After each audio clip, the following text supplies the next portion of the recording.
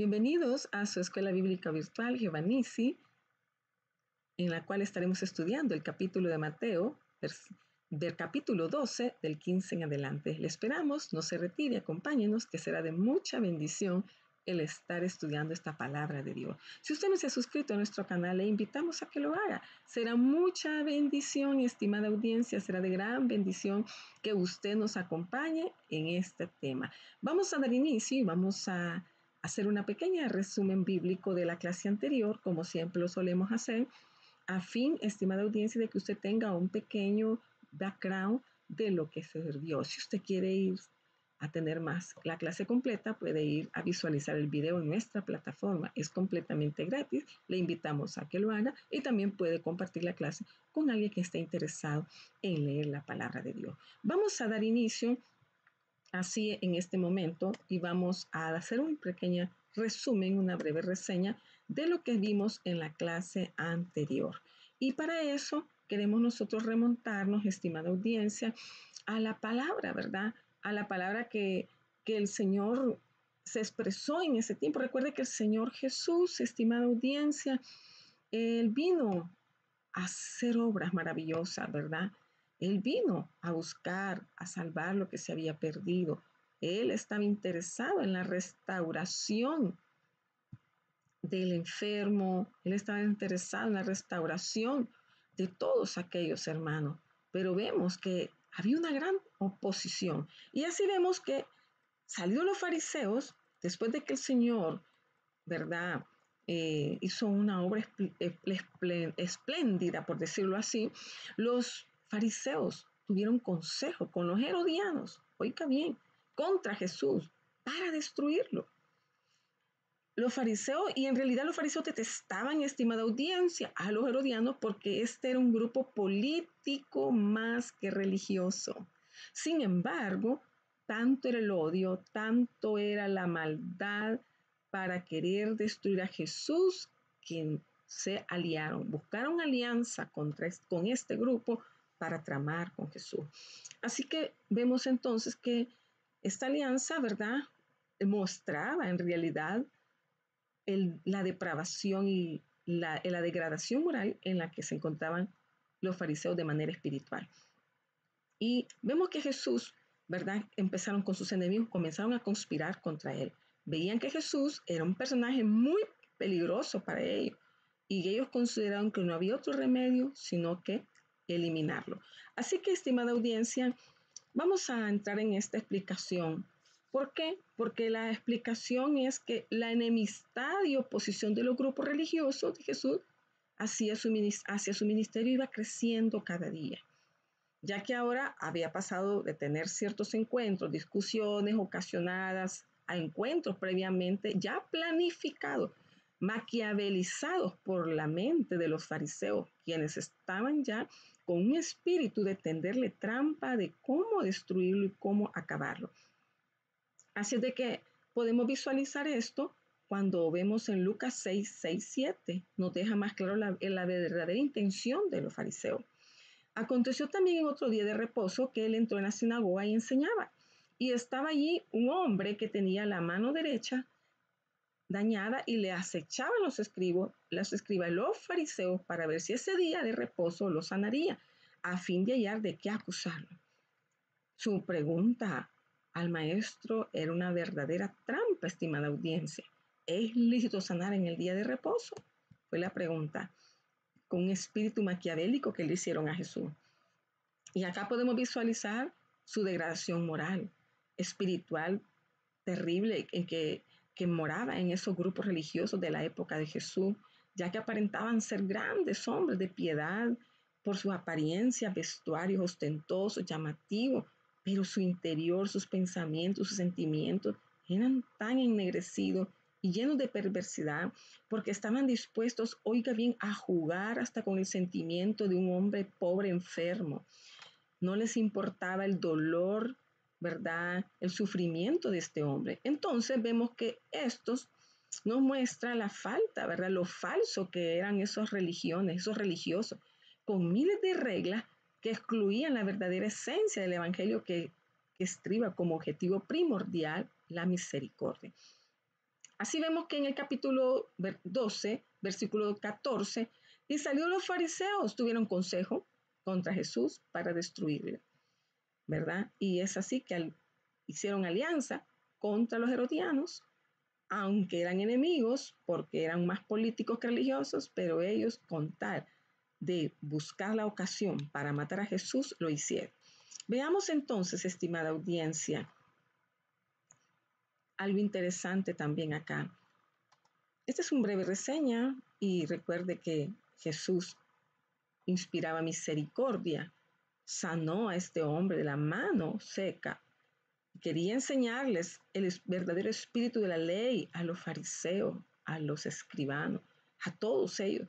Pero ellos, en lugar de reconocer el verdadero espíritu que enseñaba Jesús sobre la ley, al contrario, se sentían amenazados, se sentían que ellos perdían popularidad, que ellos estarían perdiendo popularidad entre el pueblo de Dios. Qué tremendo, ¿verdad? Así de que vemos, estimada audiencia, que el Señor Jesús nos habla y nos enseña aquí cómo estaba degradada la mentalidad de los fariseos y de los saduceos. Sigamos entonces con la clase y vamos a visualizar algo más importante también. Vemos acá que el Señor nos revela que ahora, amados hermanos, vemos algo lindo, maravilloso, que Jesús nos revela el cumplimiento de la profecía sobre el siervo escogido. Mateo 12, del 15 al 21. Y vemos entonces que dice la palabra de Dios en el versículo 15 al 21, al enterarse Jesús de lo que planeaban los fariseos, se fue de allí. Y mucha gente lo siguió. Jesús sanó a todos los que estaban enfermos y les ordenó que no contaran a nadie nada acerca de él. Y así se cumplió lo que Dios había dicho por medio del profeta Isaías. Miren a mi elegido, al que he llamado a mi servicio. Yo lo amo mucho y él me llena de alegría. Yo pondré en él mi espíritu y él anunciará mi justicia entre las naciones. No discutirá con nadie, ni gritará. Nadie, oiga bien, nadie dice acá, ¿verdad? Lo rechazará. Mire qué tremendo lo que el Señor nos habla. Y por eso lo odiaban, porque se estaba cumpliendo la palabra en él. Por eso dicen, nadie escuchará su voz en las calles, no le causará más daño a los que estén heridos, ni acabará de matar a los que estén agonizando. Al contrario, fortalecerá a los débiles y hará triunfar la justicia. Todas las personas del mundo confiarán en él. O sea que Mateo citaba a menudo citando el Antiguo Testamento porque quería demostrarle a los judíos que Jesús era el Mesías. Recuerde que Mateo escribió a los judíos.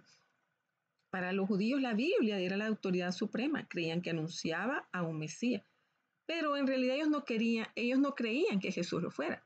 Mateo les mostró por un medio y por otro que Jesús era el Mesías prometido. Esta profecía en particular enseñaba que el Mesías no iba a ser el conquistador pomposo que los judíos esperaban, sino un manso juez, tal como lo dice en Isaías 42:1-7. Y así vemos, estimada audiencia, que desde el versículo 17 al 21, el Señor nos relata muchas, ¿verdad? Que sabiendo esto Jesús se apartó de allí, no por temor alguno, sino porque su hora no había llegado. Todavía le faltaba mucho trabajo. Después de sanar a un leproso, recuerde que la palabra de Dios nos dice que se apartaba a lugares desiertos y oraba, en Lucas 5:16 lo dice, y le seguía mucha gente y sonaba todo, y les encargaba rigurosamente que no lo descubriesen, para que se cumpliese lo dicho por el profeta Isaías cuando dijo, he aquí mi siervo, a quien he escogido, mi amado, en quien se agrada mi alma.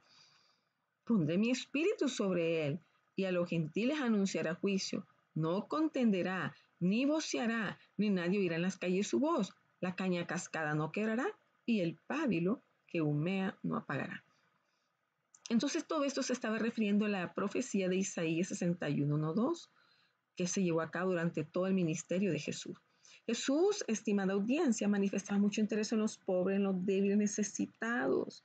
Él les ayudaba para que recobraban fuerza y cumpliéndose así lo que se establece en Hebreos 12:12, por lo cual levantad las manos caídas, las rodillas paralizadas y haced sendas derechas para vuestros pies, para que lo cojo no se salga del camino, sino que sea sanado.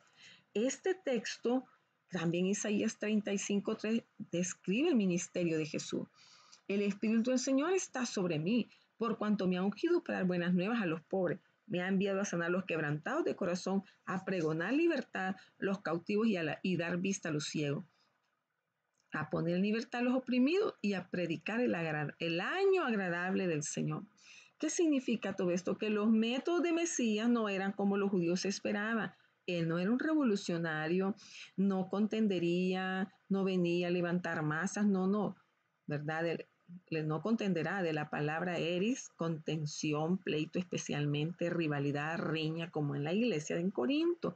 Recuerde que en Corinto habían contiendas porque aún eran carnales y no imitaban a Cristo. Entonces, ellos sí contendían en realidad de manera humana, carnal. Y Judas 3 dicen, contendáis ardientemente por la fe. Por la fe ha sido una vez dada a los santos, por la fe que ha sido una vez dada a los santos. Pero uso otra palabra que significa contender de una cosa como combatiente. No nos conviene contender por la verdad de la manera carnal, no. La verdad no debe ser presentada en discusiones carnales, estimada audiencia, en las cuales el que tenga los pulmones más fuertes gana, no. A Jesús no le fue difícil demostrar la necesidad de su argumento en la cual estaban inmersos los fariseos, los escribas. Como hombre, Jesús se había despojado de su capacidad sobrenatural de saberlo todo, pero mostró un conocimiento profundo de la naturaleza humana, su discernimiento impidió que lo enredaran que lo enredaran en sus palabras. No, al contrario, su discernimiento lo alertó y por eso no lo enredaron en sus trampas. El Cristo resucitado conoce todos nuestros pensamientos, estimada audiencia. Esto puede ser un consuelo porque Él sabe quién lo que queremos decir, aún y cuando hayamos abierto nuestra boca, y nos puede ofrecer ayuda. No podemos ocultar de Él lo que hacemos con motivos egoístas. No, Él lo conoce ya. Por eso debemos de acercarnos a Él de una manera humilde, sincera y honesta, transparente. Veamos entonces, en realidad, la iglesia, estimada audiencia, reconocía al siervo, el concepto del siervo escogido, la imagen profética del siervo de Dios había sido cumplida en Jesús de Nazaret. La iglesia primitiva lo entendió claramente. El hombre que caminó junto a ellos, que miraron sus ojos, palparon sus manos. Recuerde que Mateo dijo, no cree hasta que no toque. Y Jesús se le apareció y pudo tocarlo. Así es de que quien sujetó su voluntad a la del Padre a costa de su propia vida fue Jesús. La iglesia primitiva entendió, mirando la vida de Cristo, que ser siervo es sujetarse totalmente a la voluntad del Señor. El acompañarle paso a paso les permitió seguir el perfil de su vida y el delineamiento de su fruto. Estimada audiencia, la imagen que Jesús cultivó en el corazón de sus discípulos no fue el ideal triunfalista de los judíos, sino la vida real de un humilde nazareno cuyo supremo ideal era estar sujeto a la voluntad de su Padre. El amor de su Padre determinó su hablar, su actuar, su callar, su sentir, su vivir y su morir. No estuvo exento de sufrir la incertidumbre, pero asumió en obediencia la perfecta voluntad de su Padre. Entonces podemos visualizar que el carácter del siervo, estimada audiencia, se perfila en la obediencia y el del hijo en la seguridad del amor del Padre. Así de que el que duda del amor vive en la incertidumbre y el desequilibrio, navega del exceso al rechazo y sufre profundamente la interrogante de su valor. Un hijo amado se sabe deleite del Padre, porque ha sido barro conformado en carácter, compartimientos, sentimientos y actitudes. Qué maravillosa enseñanza la que el Señor Jesús nos da de ser siervo, ¿verdad? El siervo escogido. Y eso es lo que nosotros tenemos que hacer, hermano. Imitar a Jesús en su caminar, en su actuar, en su hablar, en su conducta, para que nosotros también, ¿verdad?, seamos bendecidos. Veamos entonces que en el versículo 22 se da otra situación, porque recuerde que viene hablándonos De él es el siervo escogido, que no voceará, no va a clamar, no dará voces, no gritará, no atraerá atención del pueblo, no andará por las ciudades y calles gritando algún eslogan político o publicitándose a sí mismo. No, dice la palabra, la que acabamos de leer, que nadie oirá en las calles su voz. Más bien su voz se oirá en el monte, recuerde, en Mateo, las bienaventuranzas. Y podemos ver lo que Jesús enseñaba junto al mar, en la sinagoga, etcétera. Quiere decir que Jesús no era otro revolucionario como Teudas o Judas el Galileo, no, no. Jesús era el prometido, el Mesías, el anhelado, el esperado, pero no vino como gran conquistador para vengarse de sus enemigos, para traer libertad política al pueblo de Israel, no, no.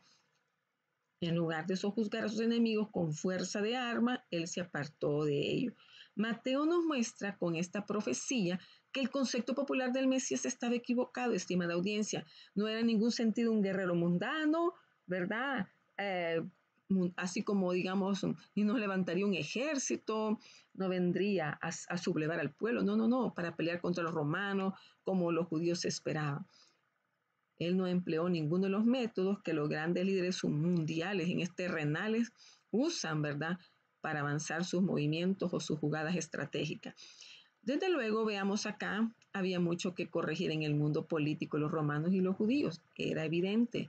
Sin embargo, Jesús sabía que había grandes injusticias practicadas contra el pueblo. Había opresión de toda clase. Por causa de tales condiciones se provocaban revoluciones, pero el reino de Jesús no es de este mundo. Por eso se apartó de la violencia amenazada por los escribas y fariseos. Porque en el Mateo 3:5 dice, entonces mirándolos alrededor con enojo, entristecido por la dureza de sus corazones. Oiga bien, dice que esta traducción de la Biblia dice, pero con enojo, pero no un enojo carnal. No gritaba amenazando a sus exponentes, no, no, no, él tenía pleno poder para destruirlo, pero no lo hizo, sino que él, estimada audiencia, sentía tristeza por la dureza de sus corazones. Por eso dice la palabra que la caña cascada no quebrará. La caña cascada simboliza la debilidad, la falta de estabilidad, el emblema de los pobres oprimidos. En lugar de oprimir a los pobres necesitados como suelen hacer los conquistadores mundanos, Jesús cumplió esta profecía ayudando a los enfermos, dando la vista a los ciegos, a los cojos, a hacerlos caminar, a los mudos, a hacerlos hablar, al leproso sanado, etcétera. Podemos ver maravillas hechas por Jesús. ¿Qué quiere decir? Que la caña cascada queda doblada hacia la tierra. Así son los enfermos, los cojos, los necesitados, que no pueden valerse ni pararse normalmente. En lugar de quebrarlos a tales, Jesús vino a sanarlo. Jesús vino a ayudarle. Él es el verdadero Dios que ama y cuida al hombre. Así es de que, estimada audiencia, los escribas y fariseos oprimían a los pobres, ¿verdad? Dejáis en Mateo 23:14, dejáis lo más importante de la ley, la justicia, la misericordia y la fe. Oiga bien, Jesús fueron confrontados. Jesús los confrontó a estos grupos escribas, fariseos religiosos de su tiempo. Pero Jesús sanaba a muchos enfermos, buscó y salvó a los publicanos. Llamó a Mateo, era un publicano, consolaba a los que lloraban con la bienaventuranza, animaba a los temerosos, reafirmaba la fe de los que dudaban, dio de comer a los hambrientos, siempre perdonaba a los arrepentidos. En toda época, la caña cascada bien puede ser la persona que busca a Dios, el pábilo que humea puede ser el que acude a Jesús. Estos admiten sus faltas, su miseria y su gran necesidad de contar con un Salvador y protector. Así es de que vemos que los enfermos necesitaban el médico terrenal, pero el médico de médicos se hizo presente. Jesús fue el médico por excelencia, que trajo sanidad, que trajo descanso, que trajo paz a su pueblo. Así de que veamos entonces, estimada audiencia, que el Señor está hablando, ¿verdad? Y dice que cuando le trajeron en el versículo 22, entonces fue traído a él un endemoniado ciego y mudo. Según Mateo 3:20 dice que se agolpó de nuevo la gente, de modo que ellos ni aún podían comer pan. Y en Marcos 3:21 nos dice que cuando lo oyeron los suyos, vinieron para prenderle porque decían, está fuera de sí. Los hombres que se dedican día y noche con privación de toda clase para lograr fines políticos y comerciales se ven como muy prudentes y sabios. Pero si los mismos hombres se dedican con el mismo empeño a las cosas de Dios, se consideran como fanáticos. Qué tremendo el concepto de la humanidad. La palabra, estimada audiencia, endemoniado, mire, significa estar poseído por un demonio, actuar bajo el control de un demonio. Los demonios son espíritus inmundos que tomaban posesión de la gente, les atormentaban y afligían de muchas maneras. Así que en este caso el demonio dejó al hombre ciego y mudo. De una vez, oiga bien, obsérvese que Satanás hizo todo esto. Él odia al ser humano. Él atormenta al ser humano y a la humanidad. Y este era un espíritu, un espíritu inmundo, ciego y mudo. Así de que el Señor le sanó de tal manera que el ciego y mudo veía y hablaba. Fue un milagro triple, gloria a Dios. Jesús echó fuera al demonio y el hombre pudo ver y hablar. Jesús deshizo la obra del diablo porque él obra en contra de Satanás. Y dice que el versículo 23, y toda la gente estaba atónita, porque en realidad, estimada audiencia, no había otro milagro más impresionante que este. La gente siempre estaba atónita al observarlo, pues era otra demostración clara de la supremacía de Jesús sobre Satanás. Y ellos se preguntaban si este Jesús no podría ser el Mesías. Hablando de él, decían, hijo de David, es decir, el descendiente de David. Y el Cristo cuando venga hará más señales que las que éste hace. Los fariseos al verse, oiga bien, no creían porque no querían creer. No les convenía creer sencillamente. ¿Por qué? Porque estaban llenos de envidia, de egoísmo, de soberbia, que eso les impedía que aceptaran la verdad. Pero la reacción espontánea de toda la gente que estaba anodada viendo el milagro triple, gente que simplemente decía lo que pensaba de los milagros de Jesús, entonces era evidencia clara de Jesús, mostraba atributos divinos, estimada audiencia. Y ellos decían, ¿será este aquel hijo de David? La pregunta implicaba respuesta negativa. Los milagros indicaban que Jesús bien podría ser el Mesías, pero no se presentaba ni obraba con el Mesías esperado por los judíos, porque este debería ser para ellos un gran conquistador, un glorioso guerrero, un rey como David y Salomón, que luchaba batallas, que enfrentaba a sus enemigos, que los derrotaba. Por eso vemos que en el versículo 24 más los fariseos, al oírlo decían, este no echa fuera los demonios, sino por Belcebú, príncipe de los demonios. La acusación que fue hecha por los fariseos, oiga bien, estimada audiencia, fue un acto desesperado. Fue un acto desesperado, ¿verdad? Terrible acusación, acusando, blasfemando contra el Señor Jesús, sencillamente porque ellos, estimados, vieron que el pueblo estaba creyendo en los milagros. Vieron, amados hermanos, que el pueblo ya estaba concluyendo que Jesús era el Mesías. Y ellos en su desesperación por apartar la mente de la mirada de Jesús, por apartar el pensamiento de eso, sacaron, ¿verdad?, para echar veneno en el pueblo. Y por eso dice, este no echa fuera el demonio, sino por Belcebú, príncipe de los demonios.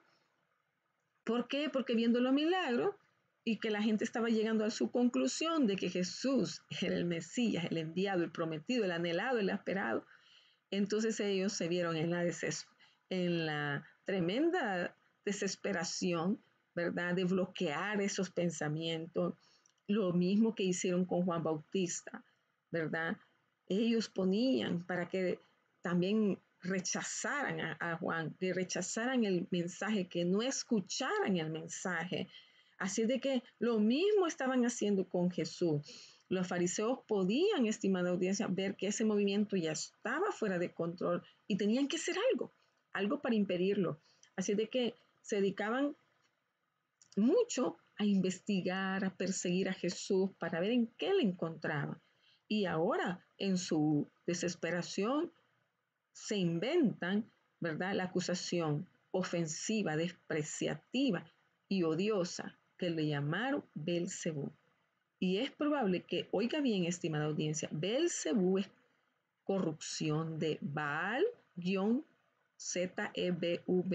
dios de Cron, el dios inventado y adorado por los filisteos para protegerlos de las moscas. Imagínense, eso está en Segunda de Reyes, usted lo puede encontrar, capítulo 1, versículo 2 hasta el 16. En alguna forma se identificaba en la mente de los judíos con Satanás, el príncipe de los demonios.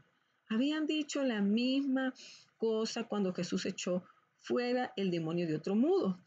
Entonces la gente se maravillaba y los fariseos se vieron en la necesidad de combatir, de contrarrestar el pensamiento de las personas que aceptaban a Jesús como el Mesías. Y eso los llevó, estimada audiencia, ¿verdad?, a hacer esa doble acusación. Primero decían que Jesús tenía a Belcebú. Y segundo, porque decían, demonio tiene y está fuera de sí, ¿por qué lo hizo? ¿Verdad? Con el fin de que la gente ya no le escuchara. Es una táctica usada por los hermanos, ¿verdad? Que, usados por Satanás en realidad, ¿verdad? Para que la gente no escuche el mensaje de salvación y vida eterna. Y segundo, decían que estaba liado con Satanás. Y en realidad, estimada audiencia, ellos no podían negar los milagros que Jesús hacía, ni tampoco podían atribuir estas maravillas a poderes meramente humanos. ¿Por qué? Porque Jesús daba evidencias irrefutables de que obraba verdaderos milagros y por lo tanto ellos no podían refutarle, pero ellos sí podían poner en tela de juicio la fuente de cómo Jesús hacía milagros y por eso ellos emplearon esta artimaña, ¿verdad?, de acusar a Jesús, que esto era cuestión de Satanás, que esos milagros no eran de él, sino que venían de Satanás. Fue una idea realmente absurda, pero veamos que en la desesperación, ¿verdad?, ellos lo ocuparon. ¿Por qué? En primer lugar, estimada audiencia, porque Satanás no se destruye su propia obra. En segundo lugar, ¿desde cuándo usted y yo sabemos que Satanás hace buenas obras? Él no la hace. Siempre él vino a robar, a matar, a destruir lo bueno, lo recto, lo perfecto, lo creado por Dios. Él siempre va en contra de todos los argumentos de Dios. Así de que veamos que en el versículo 25 dice, sabiendo que son los pensamientos de ellos, porque era Dios omnisciente, estimada audiencia. Le dijo, todo reino dividido contra sí mismo es asolado, y toda ciudad o casa dividido contra sí misma no permanecerá. Mire qué maravillosa la respuesta que le da el Señor, porque Él conocía los pensamientos de esta gente, conocía sus artificios maquiavélicos que usaban contra Él. Así es de que el Señor los refuta, ¿verdad? Y les habla, porque recuerde que Él era Dios omnisciente y omnipotente. Así de que, estimada audiencia, Él entendía a profundidad los propósitos de ellos y la naturaleza de su acusación. Y por eso en el versículo 26 les dice, y si Satanás echa fuera a Satanás, contra sí mismo está vivo, ¿cómo pues permanecerá su reino? Claro, estimada audiencia, Satanás envía a los demonios para tomar control de la gente, para causar sufrimiento, miseria, dolor, fracaso, destrucción. Y luego el mismo Satanás envía a Jesús para echar fuera a aquellos mismos siervos obedientes de Satanás. Entonces, obra en contra de sí mismo. Por eso Jesús hace esta analogía. Tal proceder sería algo estúpido o torpe, pues. ¿Y quién acusa a Satanás de ser eso? ¿Acaso los fariseos no sabían esto? No, los fariseos eran torpes ellos mismos. ¿Quién no sabe, estimada audiencia, que un reino dividido contra sí mismo será pronto asolado? Qué locura decir que Satanás echa fuera a Satanás. Todos sabían, todo el pueblo judío, sabían que los espíritus inmundos venían de Satanás y que los endemoniados eran afligidos por él. Entonces es probable que la respuesta correcta que ellos dijeron, por causa de su desesperación, que otra cosa podían hacer. Jesús estaba destruyendo su influencia y por eso disminuyendo su control sobre el pueblo. No podían negar que Jesús hacía milagros porque eran muchos, eran maravillosos. Había muchos testigos, el pueblo mismo era testigo, los discípulos que andaban con él eran testigos. Entonces, ¿qué hacer? Solo les quedaban dos alternativas. Uno, admitir que hacía milagros por el poder de Dios y humillarse y postrarse delante de él. O, segundo, atribuir sus milagros al diablo, diciendo que Jesús estaba aliado con Satanás. Qué tremendo. Pero no entendieron lo lógico de decir que Satanás echaba fuera a Satanás. Recuérdese que estaban desesperados y por eso no eran razonables. Así es la oposición contra Dios en toda época. Época tras época vemos hombres, mujeres levantarse contra Dios con filosofías humanas, argumentos contra Dios, contra Cristo, contra el Evangelio, contra la iglesia, contra sus líderes, contra los siervos de Dios y siervas de Dios, argumentos ilógicos. Sin embargo, los falsos maestros, estimada audiencia, oiga bien, se preocupan, ¿verdad?, por hacer eso, para destruir, para paralizar, para detener, para que la verdad no fluya. Pero quiero decirle, estimada audiencia, que la palabra de Dios nadie la puede tener. Dios cumplirá su propósito para la que ha sido enviada y esparcida. Veamos entonces en el versículo 27, y si yo echo fuera los demonios por Beelzebú, ¿por qué nos echan vuestros hijos? Por tanto, ellos serán vuestros jueces. ¿Qué quiere decir? Que sus hijos eran sus discípulos o seguidores. Y vemos el ejemplo en 2 de Reyes, capítulo 2:3, hijos de los profetas. Seguramente los fariseos creían que sus discípulos lanzaban demonios por el poder de Dios. Entonces, habla de los judíos exorcistas ambulantes. Recuerden Hechos 19:13. Estos usaban encantos de varias clases para echar fuera demonios. Y Josefo describe tales casos. Entonces, ¿por qué condenaron a Jesús por hacer lo que ellos, según ellos, sus discípulos hacían? El propósito de esta pregunta de Jesús fue para exponer, estimada audiencia, aún más la inconsecuencia de los fariseos. Ellos atribuyeron la obra de sus hijos a Dios y no a Satanás. Entonces, ¿por qué decir que Jesús lanzaba demonios por Beelzebú? Por lo tanto, sus propios hijos o discípulos, sus seguidores, serían sus jueces. Si los hijos de los fariseos, sus seguidores de los fariseos, que profesaban lanzar demonios, admitían que la acusación hecha por los fariseos era cierta, entonces se condenaban a sí mismos ellos también.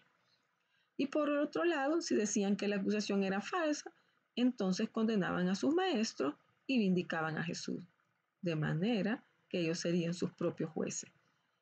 Mateo, compárese también, estimada audiencia, Mateo 21, versículo 23-27. Nos da otro ejemplo de esta clase de argumentación de Jesús por la cual sus oponentes habrían perdido. No obstante, como contestaran, ¿verdad?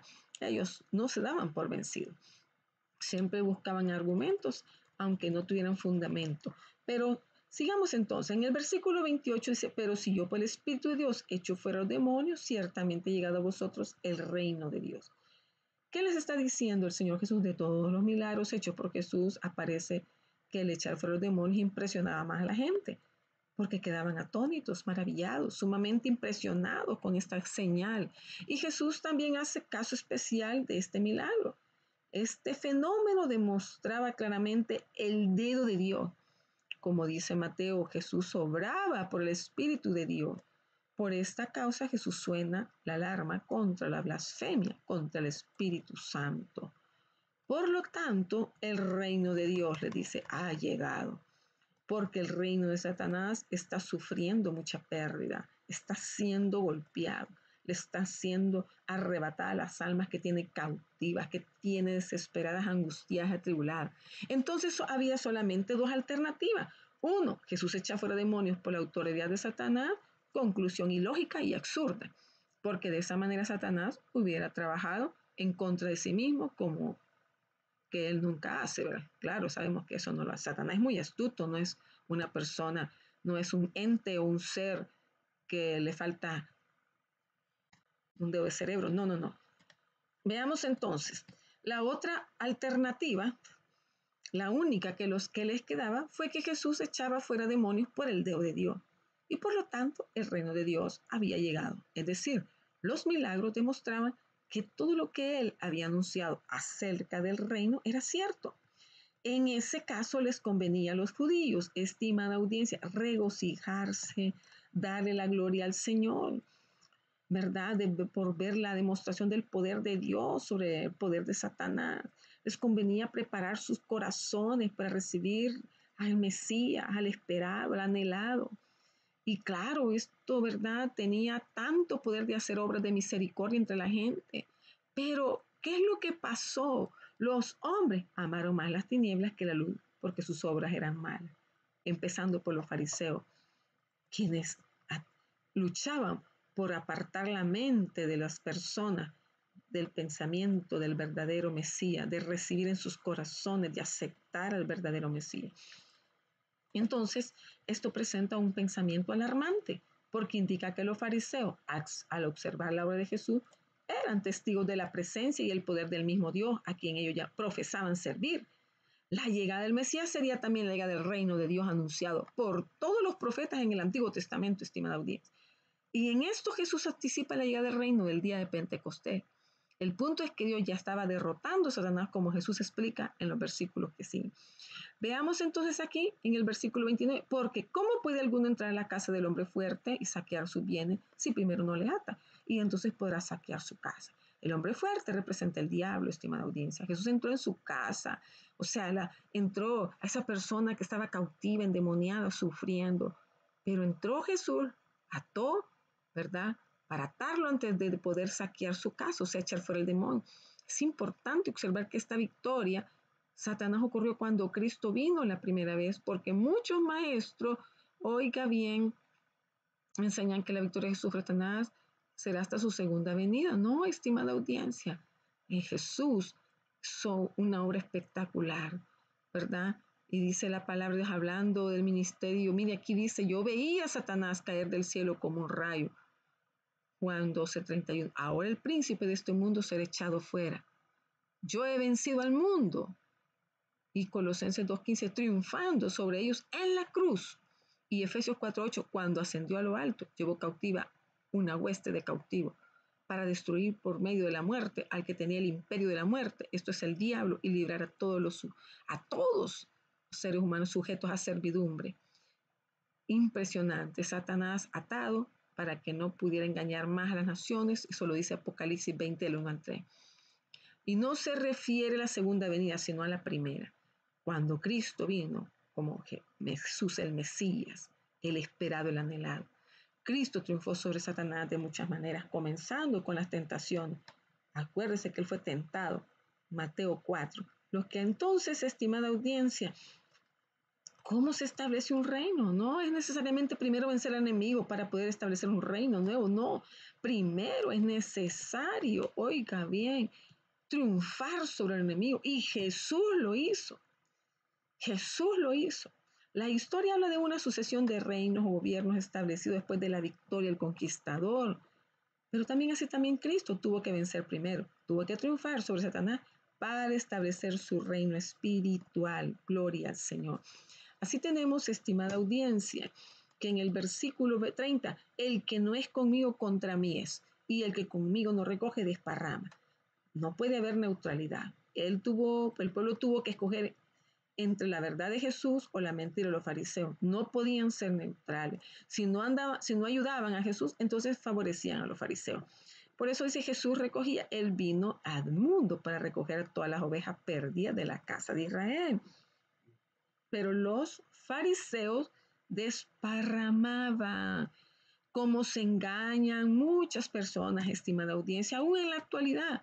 Creen que son neutrales. Muchos creen que por mantenerse neutrales no van a ser condenados. No. Piensan que no se oponen a Jesús y su obra, aunque no se ocupan en ella. Prueban y aún defienden la verdad. Hablan muy bonito de la Biblia y de la iglesia sin reconocer que en realidad se han puesto del lado del enemigo. Así de que la indiferencia no es meramente indiferencia, sino oposición. Hay que dejar claro este concepto. Así de que el creer solamente sin obedecer, estimada audiencia, es resistencia contra Dios. Si no entregamos, oiga bien, estimada audiencia, si no entregamos todo el corazón a Dios, no le damos nada. Que todos entiendan una cosa, La supuesta neutralidad es pura hostilidad, enemistad contra Dios. Hay conflicto entre este texto y Marcos 9:40, el que no es contra nosotros, por nosotros es, de ninguna manera. En este texto, estimada audiencia, Jesús enseña la tolerancia de otros, o sea, otros discípulos, y condena la envidia y la rivalidad. No se trata de la neutralidad. En Marcos 9:40 se trata de juzgar al hermano, pero en este texto, Mateo 12:30, cada persona tiene que juzgarse a sí mismo. En el versículo 31 dice, por tanto, todo pecado y blasfemia será perdonado a los hombres, mas la blasfemia contra el Espíritu Santo no le será perdonado. A cualquiera que dijera alguna palabra contra el Hijo del Hombre le será perdonado, pero al que hable contra el Espíritu Santo no le será perdonado, ni en este siglo ni en el venidero. ¡Wow! Y tremenda palabra. Lucas 12:10. Estimada audiencia, hay que repasar estos versículos. ¿Por qué? 1. Jesús sana a un endemoniado ciego y mudo. En el versículo 22, la acusación blasfema de los fariseos. En el versículo 24, la respuesta sencilla y irrefutable de Jesús. Versículo 25, que están en el 25-26. ¿Y por quién echan fuera los demonios? ¿Por quién los echan vuestros hijos? Versículo 27. ¿Ha llegado vosotros al reino de Dios? Versículo 28. Primero hay que atar al hombre fuerte. Versículo 29. Y 7. No puede haber neutralidad. Ahora analizamos la blasfemia contra el Espíritu Santo como una prueba o evidencia de la condición depravada de los fariseos en el ámbito espiritual. Jesús les aclara que todo pecado y blasfemia será perdonado a los hombres. La palabra evangelio significa buenas nuevas, es decir, por medio del evangelio de Jesucristo, todo pecado será perdonado. Mire qué tremendo, puede irse a las citas Romanos 1:28-32, Gálatas 5:19-21, hay muchas citas. Todos estos pecados serán perdonados por Dios si nos arrepentimos, confesamos a Cristo y somos bautizados para perdón de pecado. Los pecados de David, el codiciar, el adulterar, el matar, fueron perdonados. Los muchos pecados de la mujer, oiga bien, que se declara en Lucas 7, fueron perdonados. Pedro negó a Cristo 3 veces, pero fue perdonado. Saulo de Tarso, perseguidor de la iglesia, homicida de Esteban, hermano, y Jesús le perdonó. Pero blasfemar significa, estimada audiencia, injuriar, difamar. Cualquier forma de hablar injuriosa, ultrajante, calumniadora, este pecado cometido aún contra Jesús tenía y tiene perdón. Le acusaban de ser glotón y borracho, recuerde, decían que era samaritano, que era un insulto para cualquier judío, que estaba loco, que blasfemaba cuando perdonaba pecado. Se describen aún mucho, ¿verdad? Que lo crucificaron como ignorante. Todos estos insultos, blasfemias e injurias recibieron perdón cuando los culpables obedecieron al Evangelio. Pero la blasfemia, estimada audiencia, contra el Espíritu Santo no les será perdonada. Al que hable contra el Espíritu Santo no les será perdonado. Y el mismo texto explica la palabra blasfemia. Marcos 3:29 dice, cualquiera que blasfeme contra el Espíritu. Marcos 3:30 explica la blasfemia contra el Espíritu Santo. En versículo 31, porque ellos habían dicho, tiene espíritu inmundo. La blasfemia contra el Espíritu se refiere a lo que los fariseos acababan de decir. Este no echa fuera los demonios, sino por Belcebú, príncipe de los demonios. Decían que tenía Belcebú y que por el príncipe de los demonios echaba fuera los demonios. Lo que ellos decían no era simplemente una calumnia contra Jesús, sino era una blasfemia contra el Espíritu Santo. Decían que el Espíritu Santo era Satanás, un espíritu inmundo. Esta es la blasfemia contra el Espíritu Santo.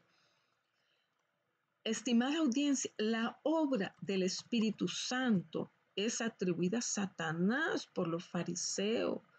Era increíble, los fariseos negaban que Jesús hizo la gran obra de echar fuera a los demonios por el poder del Espíritu Santo. Más bien, según ellos, lo hizo por el poder de Belcebú, príncipe de los demonios, o sea, Satanás mismo. Y al decir esto, hablaron, blasfemaron contra el Espíritu Santo, dando a entender que en realidad el Espíritu Santo era un espíritu inmundo. Y oiga bien, hay que tener mucho cuidado, estimada audiencia. Hay que tener mucho cuidado. Esta acusación es completamente necia, absurda. Al decir esto, demostraron su profunda ignorancia de las Escrituras, ¿verdad? Desde luego no hablamos contra el Espíritu de Dios, sino probamos los espíritus. Primera de Juan 4, 1, 2. ¿Por qué no se perdona este pecado? Buena pregunta. Para que muchos no entienden esto y hablan locamente, podríamos decirlo así. Y por ignorancia, ¿por qué no se perdona este pecado? Isaías 5:20 dice, hay de los que a lo malo dicen bueno y a lo bueno malo. Es precisamente lo que hicieron los fariseos. Lo que era tan obviamente bueno y de Dios, la vida, su ejemplo, las enseñanzas y la maravilla de Jesús, ellos lo llamaron malo y del diablo. El propósito de ellos era profundamente mezquino, malicioso, malvado. Jesús echó fuera a los demonios por el Espíritu de Dios, pero los fariseos estaban resueltos a no creerlo y se atrevieron a decir que ese poder era en realidad de Satanás. Y miren el diccionario de W.E. Wine, cualquiera con la evidencia del poder del Señor ante sus ojos declarará que era un poder satánico, exhibía una condición de corazón más allá de la iluminación divina y por ello desesperada, llena de maldad. No había sacrificio, estimada audiencia, bajo la ley de Moisés para el pecado cometido con soberbia. Números 15 lo describe la expiación para los pecados de hierro, o sea, de error. Pero aquel que obre con desafío, con mano levantada, ese blasfema contra el Señor y esa persona será cortada entre su pueblo. Véase también 1 Samuel 3:14, Isaías 22:14. En esto vemos que el concepto de estar más allá de la salvación no era idea nueva. Al ver las obras de Jesús y al oír sus enseñanzas, los escribas y fariseos estuvieron en la misma presencia de Dios, pero indicaron que más bien estuvieron en la presencia de Satanás. No hay más depravación más profunda que esta. Y por eso Jesús aclara que no será perdonado ni en este siglo ni en el venidero. No hay, estimada audiencia. Por eso nos debemos de tener cuidado, porque no hay ni la mínima sugerencia de recibir perdón de Dios después de morir. No tiene jamás perdón, sino que es reo, culpable de juicio eterno, tal como lo declara Marcos 3:29. Es claro entonces que la expresión ni en el siglo, ni en este siglo, ni en el venidero, enfatiza el hecho de que nunca habrá perdón. Qué tremendo, que Dios nos guarde. Tenemos que tener mucho cuidado, estimada audiencia, ¿verdad? Con el hablar. Veamos entonces la maldad del corazón que el Señor denuncia. Y vemos acá en el versículo 33, o haced el árbol bueno y su fruto bueno, o haced el árbol malo y su fruto malo, porque por el fruto se conoce el árbol. Generación de víboras, ¿cómo podéis hablar lo bueno siendo malo? Porque de la abundancia del corazón habla la boca.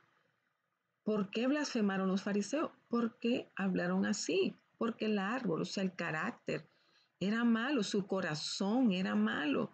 Y por eso el fruto, o el habla de ellos, era malo. El árbol y su fruto son inseparables. El árbol infunde en su fruto su propia naturaleza. Jesús es un perfecto ejemplo del árbol bueno. Su fruto, su habla, su enseñanza siempre era bueno. Si Jesús hubiera obrado, estimada audiencia, no por el Espíritu Santo, sino por Satanás, entonces sus enseñanzas habrían sido corruptas, malas y perversas. Pero no fue así. porque Jesús era santo. Los fariseos eran un perfecto ejemplo del árbol malo. Su fruto, su enseñanza, basada en, en enseñanzas humanas, blasfemias contra el Espíritu Santo, siempre era malo. El punto que es que cuando ellos blasfemaron contra el Espíritu Santo, en ese mismo acto exhibieron su fruto y demostraron que el árbol era malo, demostraron que era una generación de víboras. Por eso Jesús los atacó. ¿Cómo podéis hablar lo bueno siendo malo? El hablar es el fruto. No podía haber buen fruto porque el árbol de ellos era malo. Solamente podían llevar fruto enfermo y corrupto, porque el fruto, oiga bien, porque por el fruto se conoce el árbol. Mateo 5, 16, 20. El hombre bueno del buen tesoro del corazón saca buenas cosas. El hombre malo del mal tesoro saca malas cosas. La palabra saca indica la espontaneidad con que las cosas buenas o malas salen del corazón, porque la boca habla de la abundancia del corazón. Tenemos aquí, estimada audiencia, una aplicación nueva de un dicho anterior. Mire, el significado de la expresión es que no hay sino dos reinos, dos intereses, dos partidos y las obras propias de cada uno. Si yo pertenezco a uno, no puedo pertenecer al otro. Si usted pertenece a un partido, no puede pertenecer a otro. Pero aquellos que se colocan en oposición voluntaria al reino de la luz, proclaman abiertamente que su reino, a qué reino pertenece. En cuanto a vosotros, lo que acabáis de decir, no habéis revelado sino la malignidad venenosa de vuestros corazones. Es lo que el Señor les estaba refutando. Mas yo digo que toda palabra ociosa que hablan los hombres, de ella darán cuentas en el día del juicio. Ellos podrían decir, no hicimos nada, no pensamos hacer mal ninguno, solamente expresamos una suposición en cuanto al origen de los milagros que presenciamos. Si no fue correcta, ¿para qué hacer tanto caso de ella y combatirla con tanta severidad? Pero la contestación de Jesús les aclara, sí fue algo y en gran día se juzgará como tal. Las palabras como que el indicio del corazón, por ociosas que aparezcan, serán tomadas en cuenta, sean buenas o malas, para estimar el carácter de la persona en el día del juicio. Wow, estimada audiencia. Qué tremendo, tenemos acá una gran enseñanza, por eso dice la generación perversa demanda señal. Y esto lo vemos en Lucas 11:15 que dice, algunos de ellos decían, por Belcebú echa fuera los demonios, otros para tentarle le pedían señal del cielo. Parece que se hace distinción aquí entre dos grupos, de los escribas y fariseos. Sin embargo, dice Mateo, que respondieron, es obvio que respondieron a lo que Jesús decía en los versículos 25-37, pero no respondieron, sino que buscaron otra salida. ¿Qué indica en cuanto a su carácter esta petición, hermano? Los muchos milagros ya hechos por Jesús no eran suficientes para convencerlo. Tampoco se persuadirían, aunque algunos se levantaran de los muertos. Es decir, no eran sinceros, no querían ser persuadidos, no querían aceptar la salvación. Ellos querían seguir en su necedad, en su terquedad, en su inmundicia. Por lo tanto, no les faltó evidencia, ya sobraba evidencia. Jesús ya había hecho muchos y distintos milagros. Como Nicodemo dijo, sabemos que has venido de Dios como maestro, porque nadie puede hacer estas señales que tú haces si no está Dios con él. Así es la admisión de un hombre sincero y honesto, pero ellos no. ¿Qué clase de señal querían? Lucas dice en 11:26, le pedían señal del cielo. También en Mateo 16:4 querían alguna señal distinta de lo que habían visto. Esto implica que ellos creían que los milagros que Jesús había hecho no eran señales del cielo. Mire qué tremendo. Ellos ejemplos de señales del cielo. Y tenemos muchas, la Biblia nos da ejemplos. Moisés estuvo con Dios sobre el monte en medio de truenos y relámpagos, en el libro de Éxodo, capítulo 19. A Israel Dios le dio pan del cielo, les dio agua, les hizo sacar agua de la peña en el desierto. Josué hizo que el sol y la luna se detuvieran, Josué 10. Samuel hizo venir trueno y granizo en el tiempo de la siega, 1 Samuel 2. Elías llamó fuego del cielo. ¡Wow! Y otra ocasión la lluvia descendió cuando oró, en 1 Reyes 18. Estimada audiencia, Eliseo oró y su siervo vio que el monte estaba lleno de gente de a caballo y de carro de fuego. Gloria a Dios, segunda de Reyes, capítulo 6. Entonces, ¿por qué pidieron señal del cielo, estimada audiencia? En realidad, ellos no querían creer, no querían ser convencidos. Ellos estaban aferrados, estaban tan aferrados, estimada audiencia, a su necedad. Estaban tan aferrados a su terquedad. Ellos no querían perder su posición, su estatus.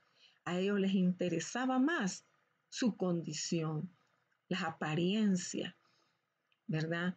Ellos solo exigían señales para criticarlas, para señalar a Jesús, para condenarle. Le tentaban, querían atraparle.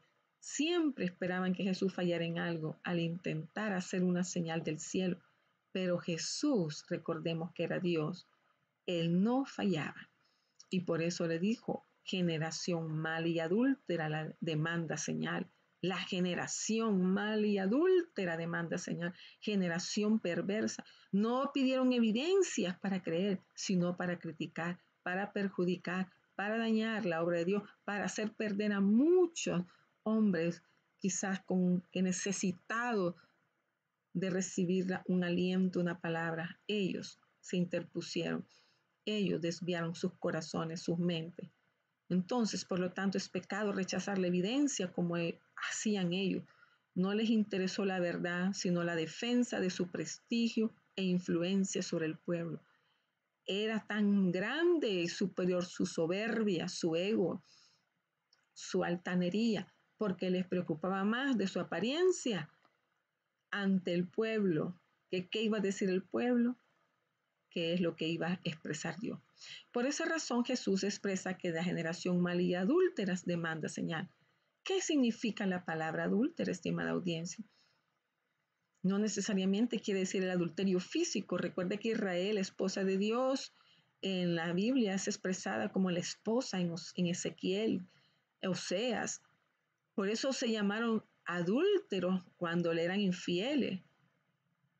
Y por lo tanto los judíos no habían practicado idolatría desde que volvieron de Babilonia, pero de muchas otras maneras se habían apartado de Dios, de su marido.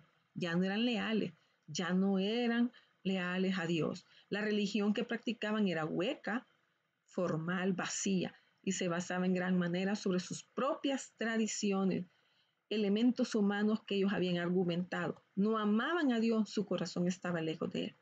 Por eso dice, pero señal no les será dada, sino la señal del profeta Jonás.